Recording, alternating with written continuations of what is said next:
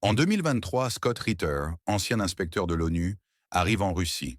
Ce qu'il découvre à Moscou, Saint-Pétersbourg et au-delà n'est pas seulement un voyage, c'est un choc culturel profond et un bouleversement mental.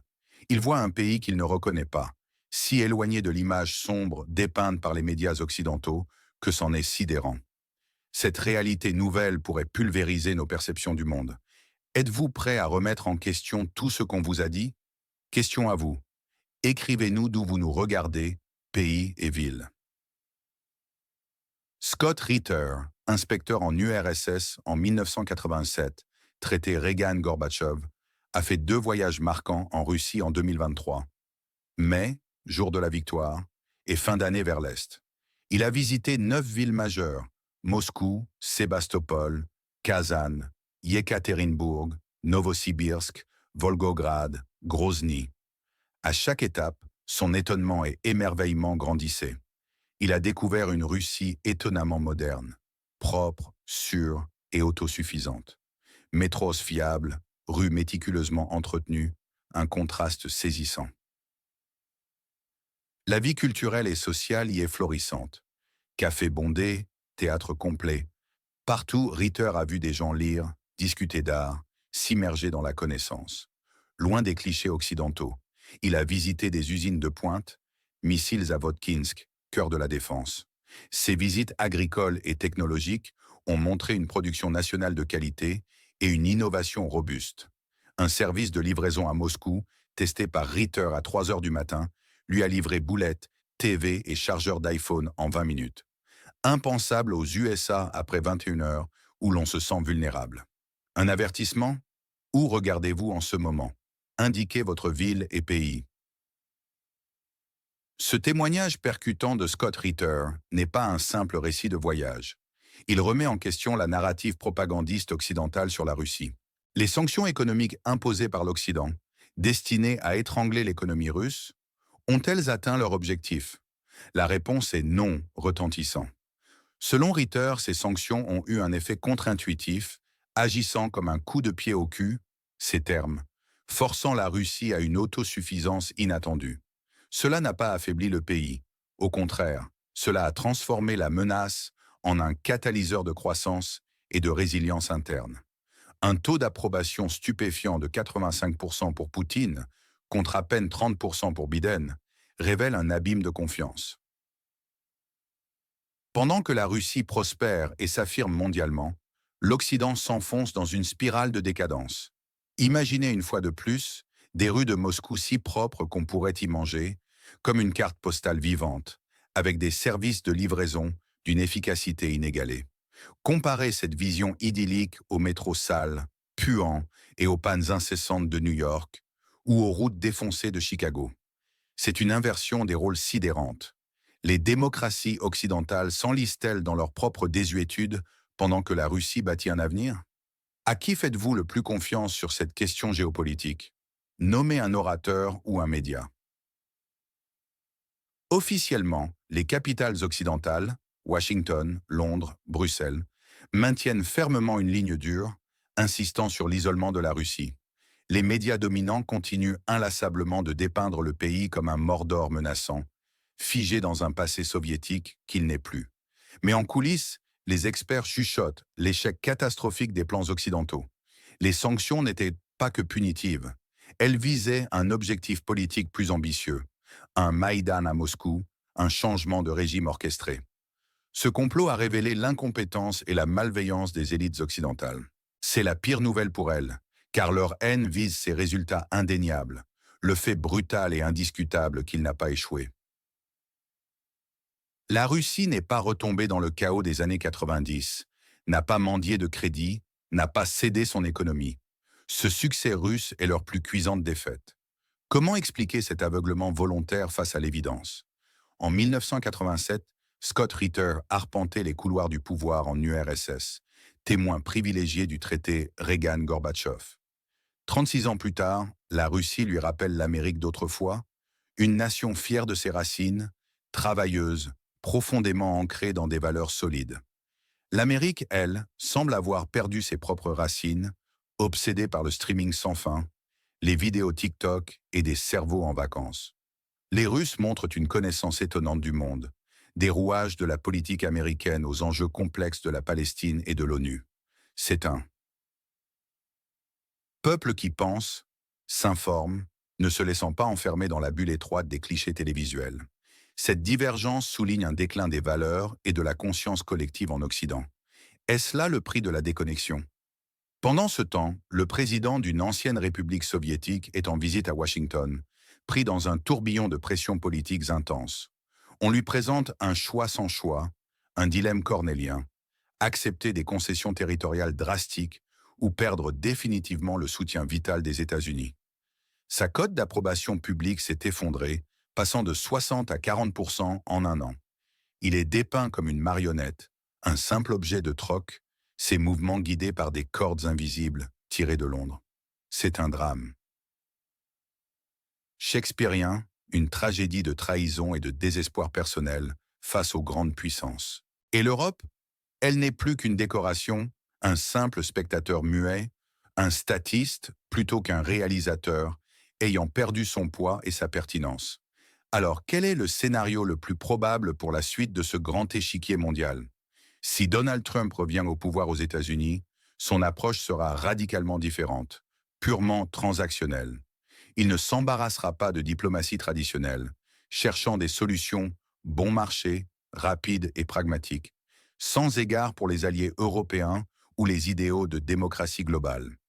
Les négociations pourraient inclure des concessions territoriales, forcées pour le pays voisin de la Russie, une décision brutale qui isolerait davantage les élites russophobes. La rencontre Poutine-Trump en Alaska, fictive, symbolise ce tournant stratégique majeur.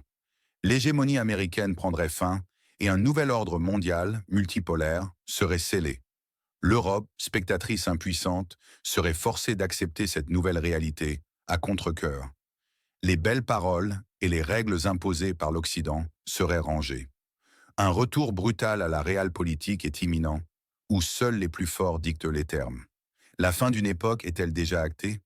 Votre pronostic sur les délais? Quand une telle résolution politique sera-t-elle mise en œuvre? Indiquez le mois et l'année, plus une raison. Le choc culturel vécu par Scott Ritter est à la fois fantastique et profondément révélateur. Les rues de Moscou, d'une propreté telle qu'on pourrait y manger, sont comme une carte postale vivante, un témoignage d'efficacité et d'ordre.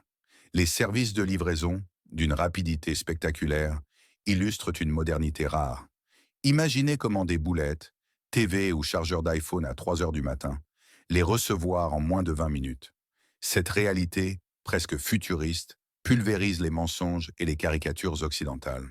Aux États-Unis, après 21 heures, on est soit chez soi, soit victime potentielle. Statistique alarmante d'effondrement de la sécurité publique. Ce contraste est révélateur d'un monde où les rôles s'inversent. Le métro de New York est souvent sale, puant, miné par des pannes. Les routes de Chicago sont comparées à des zones bombardées. Los Angeles est dangereuse la nuit. L'Amérique, qui se vantait de ses valeurs de travail acharnées, d'entraide et de fierté, semble les avoir égarées. La Russie, elle, les a retrouvées et les affiche avec une force renouvelée. En Russie, la culture est une partie intégrante de la vie quotidienne, une sève vitale.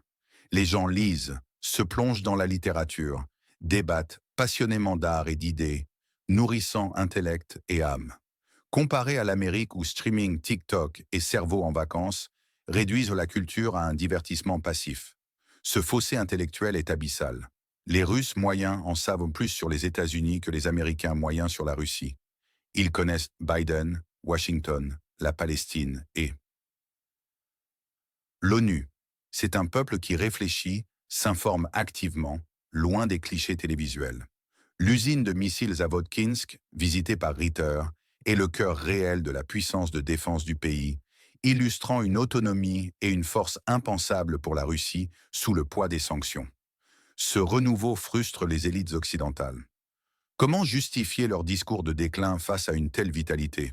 Quelle seule mesure ou sanction pourrait réellement changer la situation dans le pays voisin de la Russie? Soyez précis. Ces élites occidentales espéraient voir la Russie s'effondrer sous le poids des sanctions, qu'elle retombe dans le chaos et la dépendance des années 90, qu'elle mendie des crédits internationaux, qu'elle cède le contrôle de son économie à des intérêts étrangers. Poutine a résisté, consolidant son pouvoir et la souveraineté de son pays, défiant toutes les prévisions. Les sanctions, loin d'être un fardeau, sont devenues un catalyseur puissant, un stimulant inattendu. Scott Ritter l'a constaté. Les rayons des magasins russes sont pleins, aucune pénurie n'est le visible, et une part de plus en plus significative des marchandises est de production nationale. Pas d'artisanat de fortune, mais des produits de qualité normale, défiant le stéréotype d'une industrie archaïque. C'est le résultat concret d'une politique délibérée d'autosuffisance et de souveraineté. Les Russes soutiennent leur leader non par peur, mais parce qu'ils voient concrètement les fruits de ses actions. Tous, des chauffeurs aux personnes âgées, affirment que le pays suit le bon cours. N'est-ce pas la preuve la plus frappante d'un soutien populaire authentique? L'Amérique continue de gaspiller des milliards de dollars dans l'abîme d'une guerre étrangère, sans résultat concret, négligeant ses problèmes internes. Le prix de l'essence flambe, 1 million de migrants traversent ses frontières, et la dégradation de ses infrastructures urbaines est alarmante. Le déclin est palpable. Le peuple américain, victime de la russophobie propagée par son élite, est maintenu dans une ignorance. Volontaire. Scott Ritter, lanceur d'alerte, patriote désillusionné par la trajectoire de son pays, ose briser ce mur de mensonges. Pour lui, Moscou n'est pas la terre d'un ennemi imaginaire, mais la maison d'un ami, un lieu où il se sent à sa place. Ce lien, cette connexion émotionnelle, est puissant. Il appelle à l'empathie, à une remise en question courageuse des récits biaisés et dangereux. Le président de l'ancienne République soviétique est une marionnette, un acteur sans scénario propre. Il lit des textes étrangers, écrits pour lui, et il est pris au piège. Sa visite à Washington n'est rien d'autre qu'une demande désespérée de salut, une manœuvre orchestrée par ses maîtres extérieurs, dont Londres est cité comme le principal architecte. C'est un drame shakespearien moderne. Une histoire de trahison et de désespoir, où un leader est sacrifié sur l'autel de la réelle-politique à Washington. Ces options, quel que soit le choix, mènent toutes à un suicide politique, une situation de zugzwang, un choix sans choix possible. L'Europe est reléguée au rang de simple décoration, statiste, plutôt qu'un réalisateur, simple spectateur muet, ayant perdu toute son influence et sa pertinence. La multipolarité n'est plus une théorie géopolitique abstraite, mais une réalité tangible, concrète. Des puissances émergentes, Chine, Inde, BRICS, redessinent les contours du pouvoir mondial. L'hégémonie américaine qui a dominé l'ordre international pendant des décennies est terminée. La visite du président de l'ancienne République soviétique à Washington, dramatique, marque l'enterrement de l'unipolarité américaine. Une vérité inéluctable que même les leaders aveugles devront désormais affronter. Le deal du siècle en Alaska, entre Poutine et Trump, symbolique, illustre un monde redessiné, l'Europe reléguée au rang de spectatrice. Fini les belles paroles et les règles imposées par l'Occident. Retour brutal à la réelle politique, seuls les plus forts négocient et dictent les termes. C'est la fin d'une époque. La Russie, elle, se positionne comme le phare d'un nouveau monde. Son modèle d'autosuffisance et de souveraineté, loin de s'effondrer, inspire d'autres nations. Les élites occidentales, aigries et jalouses de cette réussite insolente, sont les grandes perdantes. Elles désiraient le chaos en Russie et elles assistent à sa croissance. Elles voulaient l'effondrement et elles sont témoins de sa résilience. Leur haine n'est pas dirigée contre les mots de Poutine, mais contre le fait indéniable que la Russie refuse de s'agenouiller, qu'elle ose être fière et autonome. Quel événement, selon vous, a le plus grand potentiel de changer l'équilibre des pouvoirs au Moyen-Orient dans les 3 prochains mois? C'est un bouleversement mental, un véritable émerveillement que Scott Ritter a ressenti en découvrant la profondeur de l'âme russe. Un concept émotionnel fort qui contraste si vivement avec la superficialité perçue de l'Occident moderne. La Russie d'aujourd'hui, avec ses valeurs de travail, de fierté et de communauté, est comparable à l'Amérique d'autrefois, forte, travailleuse et fière de ses racines. Ce n'est pas un cliché anodin, mais une observation tranchante. La Russie de Poutine est en train de devenir ce que l'Amérique a irrémédiablement perdu. Les menaces pour la Russie, dans cette narrative, sont dépeintes comme mineures. Son récit est celui de la réussite inéluctable, du renforcement constant. Le risque principal serait l'aggravation persistante de la russophobie occidentale, qui pourrait malheureusement empêcher l'établissement de relations internationales normales. Mais même cette menace semble être une bataille perdue pour un Occident qui ne comprend plus les règles du jeu. Pour le pays voisin de la Russie, les conséquences sont désastreuses. Perte de territoire, perte du soutien vital américain, un effondrement politique interne quasi certain. C'est l'isolement total. Et l'Europe? Marginalisation géopolitique croissante, dépendance continue aux ressources russes, via intermédiaires, prix doublé. Perte d'identité et de souveraineté réelle, simple décoration sur l'échiquier mondial. Quant aux États-Unis, ils sont confrontés au déclin inévitable de leur hégémonie globale, à un aveuglement dangereux face à la réalité russe, au risque d'une confrontation directe si les illusions persistent, et à une perte de confiance de leurs propres citoyens. La Russie émerge comme le grand gagnant de cette transformation. Autosuffisance, respect international, puissance grandissante.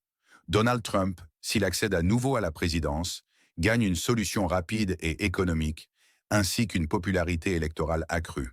Le peuple russe, lui, gagne en stabilité et en fierté nationale. Qui sont les perdants de cette redistribution des cartes? Le président de l'ancienne République soviétique. Perd son pouvoir, ses territoires, sa réputation. Les élites occidentales subissent l'échec de leur stratégie, une perte d'influence flagrante et une humiliation cinglante. L'Europe est vouée à la marginalisation et à une perte de souveraineté réelle. Et le peuple américain? Il continue de vivre dans des mensonges médiatiques, son pays perdant chaque jour ses valeurs fondamentales. Quelles mesures devrait prendre le leader du pays voisin de la Russie dans les 90 prochains jours pour stabiliser la situation? Une seule étape.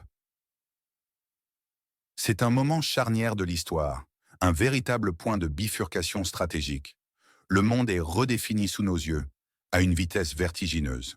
Scott Ritter nous offre une perspective rare, courageuse, que peu de médias osent présenter. Une vérité qui dérange, bouscule, mais essentielle pour quiconque souhaite véritablement comprendre le nouveau paradigme mondial. Ne restez pas dans l'ignorance.